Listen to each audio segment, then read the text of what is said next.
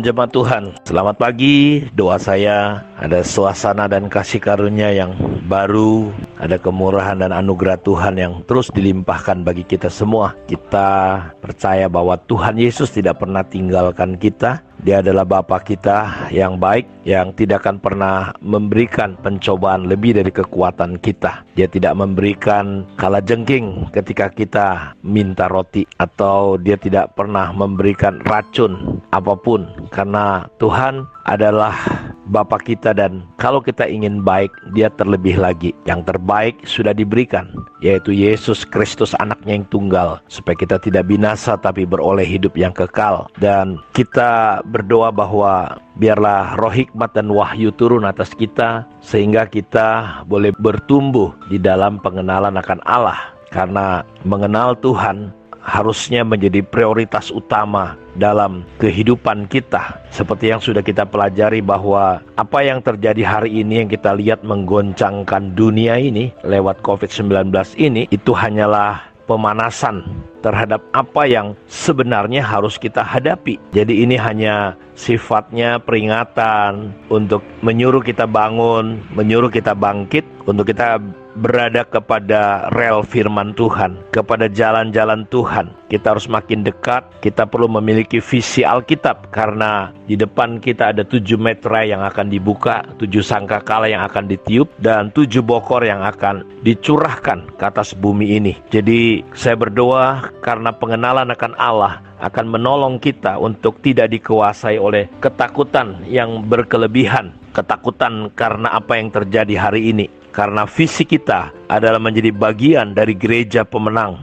yang serupa dengan Kristus. Gereja yang menjadi alat yang ajaib di tangan Tuhan, yang akan Tuhan pakai untuk menghasilkan penginjilan, tuaian global. Dan ini akan terjadi dengan kita atau tanpa kita, karena ini kehendak dan rencana Allah. Sebelum segala sesuatunya terjadi, Allah sedang bergerak bekerja lewat rohnya. Karena saya percaya bahwa sebelum antikris bangkit, setan tidak bisa membatalkan apa yang Tuhan sudah rencanakan. Jadi iblis tidak bisa menghentikan rencana Tuhan di atas hidup kita. Panggilan Tuhan tidak ada yang bisa hentikan kecuali kita sendiri, karena kita tidak mau terlibat. Karena itu tujuan Tuhan ini pasti. Yang penting adalah kita memutuskan, menyerahkan diri kita total kepada kepemimpinan Roh Kudus. Kita bergantung kepada hikmat. Kita perlu punya komitmen kepada Tuhan, sehingga kita akan lihat ada keselamatan besar tercurah. Kita masuk di dalam rencana amanat agung yang Tuhan sudah tentukan. Karena antikris, iblis, setan tidak bisa mengambil alih atas dunia ini. Jadi kita jangan sampai terlambat dalam menyelesaikan misi Allah ini, Bapak Ibu. Karena kita percaya bahwa walaupun antikris akan muncul, tapi kita tidak perlu takut. Jadi fokus kita sebagai gereja adalah amanat agung yang sesuai dengan panggilannya. Jadi pandemi yang datang ini hanya untuk menggoncangkan, tetapi kita perlu berdiri teguh karena di depan kita ada hal yang lebih serius. Karena itu saya ingin ajak kita kembali melihat di dalam Wahyu pasal yang ke-8 ayat 7, apa yang terjadi sebagai akibat dari hujan es dan api yang jatuh ke tanah ketika malaikat pertama menimbulkan sangkakalanya. Lalu malaikat yang pertama meniup sangkakalanya, dan terjadilah hujan es dan api bercampur darah, dan semuanya itu dilemparkan ke bumi. Maka terbakarlah 1/3 dari bumi dan 1/3 dari pohon-pohon, dan hanguslah seluruh rumput-rumputan hijau. Jadi kalau di meterai yang kemarin kita baca bahwa matahari akan seperti kain kabung rambut hitam, artinya matahari akan semakin panas. Dan itu adalah akibat ketika, karena perjalanan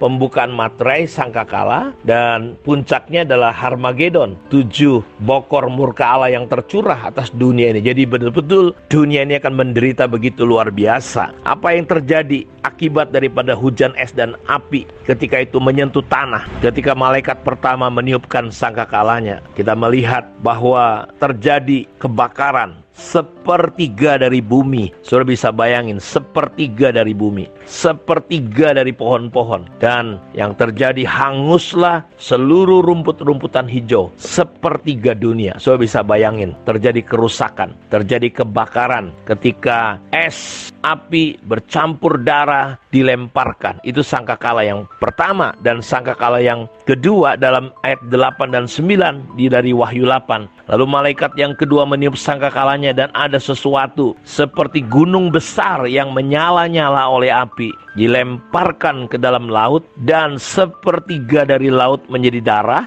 dan matilah sepertiga dari segala makhluk yang bernyawa di dalam laut, dan binasalah sepertiga dari semua kapal. Jadi kita lihat ada 3 hal yang terdampak ketika sangkakala kedua dibunyikan. Dan yang terjadi adalah di situ gunung besar menyala-nyala oleh api, dilempar ke dalam laut, dan sepertiga dari laut itu menjadi darah. Dan dampaknya adalah sepertiga makhluk yang bernyawa di dalam laut. Jadi saudara bisa bayangin, sepertiga dari semua laut, nyawa binatang yang ada di dalamnya mati. Sepertiga dari kapal-kapal juga ikut terlibat, korban, Bapak Ibu. Luar biasa sekali. Jadi dampaknya sungguh-sungguh sangat mengerikan. Karena itu betapa pentingnya pengenalan akan Allah ini kita bangun. Karenanya saya berdoa kita bisa melihat ada sesuatu yang real di depan kita, lebih nyata dari apapun juga.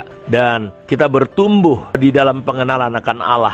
Dan ini yang kita bangun, kita kejar secara serius, secara sungguh-sungguh. Kebanggaan kita bukan lagi hal-hal lahiriah. Saya percaya ketika sudah semakin mencintai Tuhan, mengenal Tuhan, mengenal pengorbanannya, sudah akan siap berkorban untuk Dia. Kita tidak lagi mencintai dunia, tapi kita sungguh-sungguh mencintai Tuhan. Persoalannya adalah banyak orang coba mengasihi Tuhan sekaligus mencintai dunia, sehingga pengenalan dia kepada Tuhan terhalang, dia dibutakan hati dan pikirannya. Karena itu saya berharap lewat apa yang saya sampaikan, bahwa ini yang akan terjadi. Dibutuhkan iman, dibutuhkan ketabahan, dibutuhkan kekuatan rohani, ketahanan yang luar biasa. Karenanya kita butuh pengenalan akan Allah. Kiranya Tuhan memberkati kita semua lewat keterangan yang saya bagikan ini. Saudara semakin teguh, semakin kuat, semakin mencari Tuhan di hari-hari ini. Kiranya Tuhan memberkati kita semua. Shalom.